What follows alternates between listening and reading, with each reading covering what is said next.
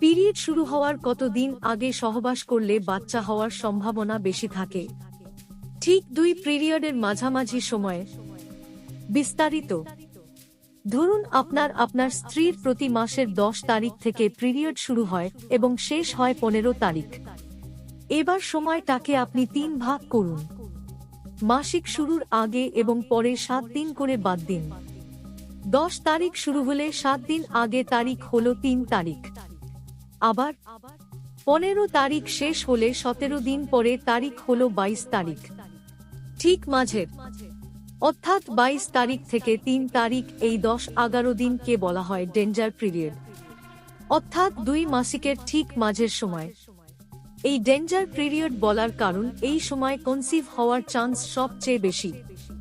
যারা বাচ্চা নিতে চায় তাদের এই 10-11 দিন প্রতিদিন অথবা একদিন পর পর মিলন করতে বলা হয়। ওই যে পিরিয়ডের আগে পরে যে 7 দিন করে বাদ দিলেন, ওই সময়টাই সেফ পিরিয়ড, অর্থাৎ এই সময় কনসিভ হওয়ার চান্স থাকে না।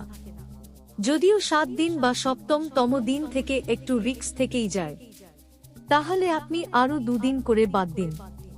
তাহলে 15 তারিখ যদি শেষ হয় তাহলে 15 থেকে 20 তারিখ এই 5 দিন, এবং 10 তারিখ যদি শুরু হয় তাহলে 5 থেকে 10 তারিখ এই 5 দিন।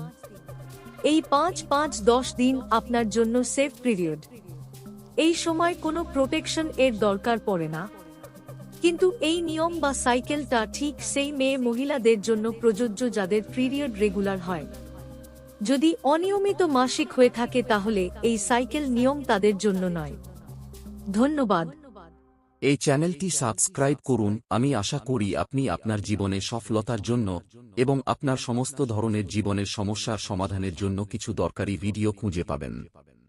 ধন্যবাদ।